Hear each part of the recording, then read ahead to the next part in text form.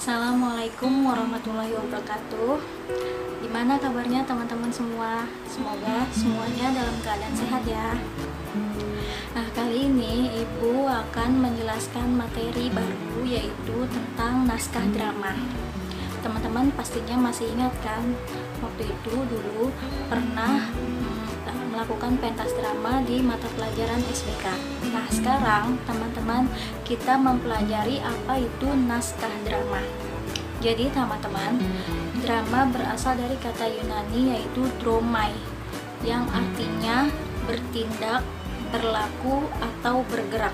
Maksudnya apa sih bertindak, berlaku, atau bergerak? Jadi tindakan atau bergeraknya itu sesuai dengan naskah.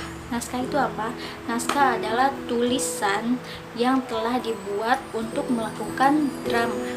Selanjutnya, drama sendiri yang artinya adalah suatu pertunjukan yang dilakukan biasanya di atas panggung atau di berbagai macam media. Jadi biasanya kalau kita lihat itu drama berupa teater. Kalau misalkan di televisi teman-teman mungkin ada yang tahu OVJ. Nah, OVJ itu juga bagian dari drama atau teater. Selanjutnya, tujuan drama. Yang pertama, tujuan drama yaitu untuk hiburan. Pastinya untuk hiburan, seperti OVJ. OVJ itu kan untuk hiburan, ya kan?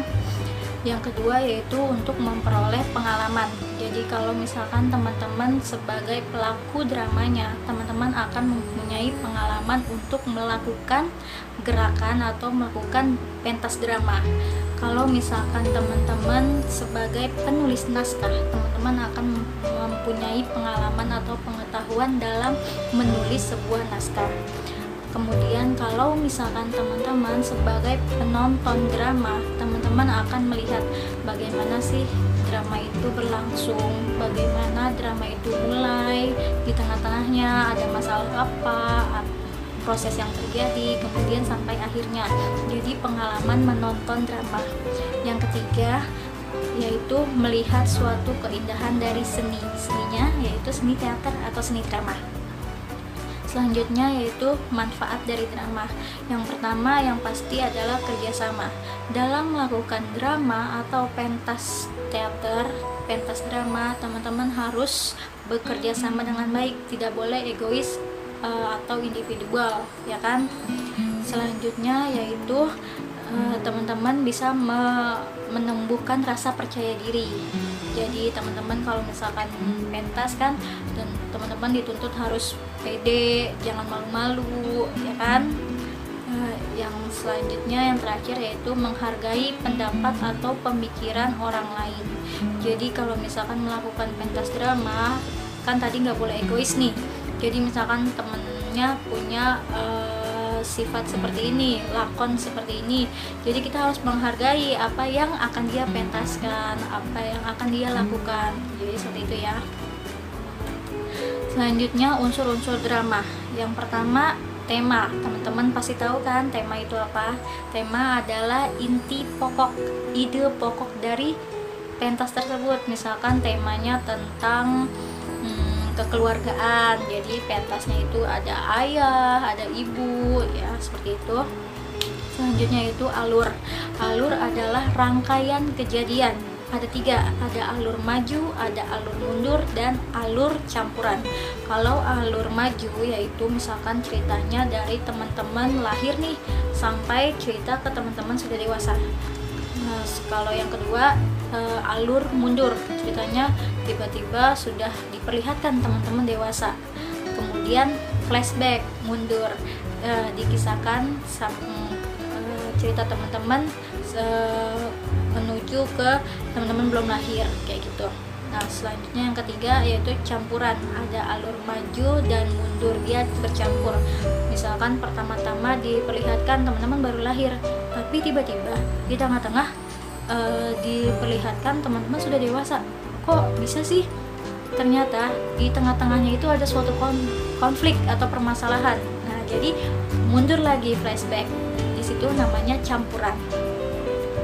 Yang selanjutnya itu tokoh. Nah, tokoh ini wajib pasti, karena kalau melakukan pentas, kalau di naskah drama harus ada tokohnya, karena harus ada yang bergerak, harus ada yang berbicara, ya kan? Nah, tokoh ini ada tokoh protagonis, ada tokoh antagonis. Biasanya tokoh protagonis yaitu tokoh yang sifatnya baik. Dia biasanya jadi tokoh-tokoh utama, tokoh yang mendukung dari cerita tersebut. Selanjutnya yang kedua, tokoh antagonis. Kalau tokoh antagonis, dia sifatnya jahat nih, dia selalu tidak berlaku baik buat si tokoh protagonis. Dia selalu menentang dari cerita ini. Yang keempat yaitu watak. Teman-teman tahu kan watak itu apa?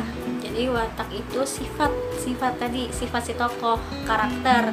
Misalkan si protagonis nih sifatnya baik, sifatnya jujur, sifatnya bertanggung jawab, karakternya dia selalu bertutur, berbahasa yang baik-baik.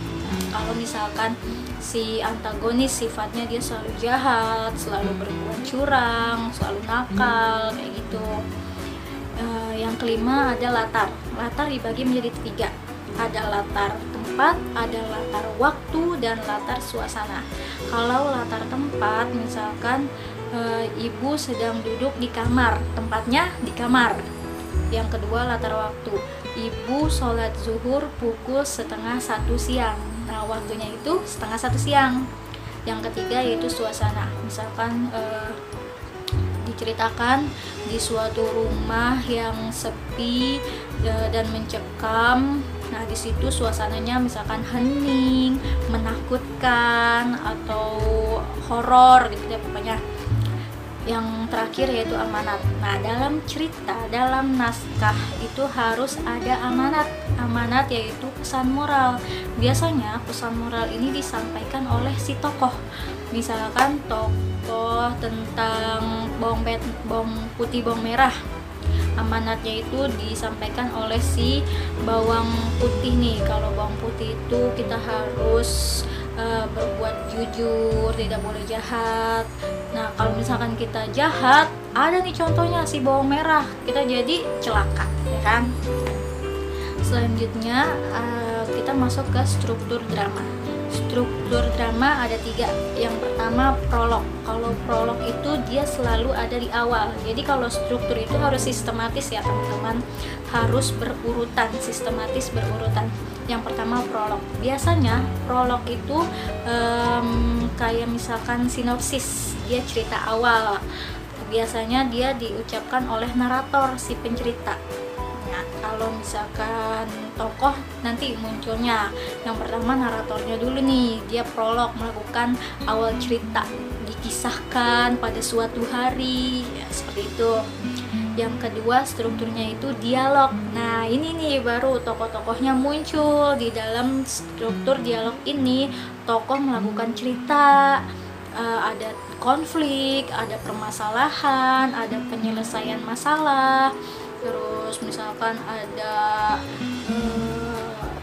ya segala macam diskusi, segala macam dialog ada di dalam situ ya, dilakukan oleh tokoh.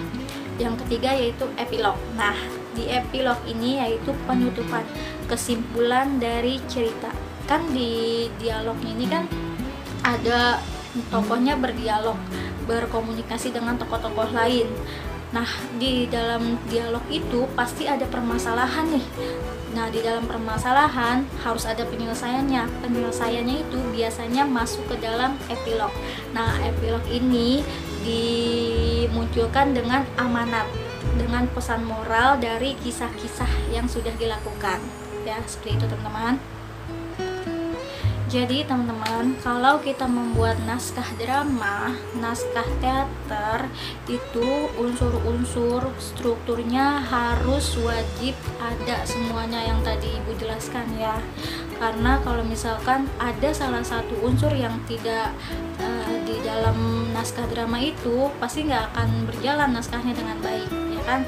Terus kalau misalkan strukturnya epilognya nggak ada, kan nggak mungkin. Kalau misalkan permasalahan pasti harus ada penyelesaiannya, harus ada penyelesaiannya. Terus kalau misalkan naskah drama harus ada manfaatnya apa, harus ada amanatnya apa. Terus kalau di unsurnya. Nggak mungkin kan di dalam naskah drama nggak dijelaskan latar tempat. Pasti kan dijelaskan ini tokoh sedang melakukan kegiatan di mana, sedang berdialog misalkan di pasar, di rumah dan sebagainya ya teman-teman. Jadi teman-teman, sampai di sini dulu penjelasan dari Ibu. Kalau misalkan masih banyak teman-teman yang belum paham, Ibu sudah menyediakan file berupa PDF. Di situ teman-teman bisa baca semua yang sudah Ibu rangkum dari materi-materi, dan di situ Ibu juga sudah menulis tugas untuk teman-teman kerjakan. Jadi PDF-nya nanti tolong dibaca ya teman-teman ya. Cukup sekian dari penjelasan Ibu. Terima kasih. Wassalamualaikum warahmatullahi wabarakatuh.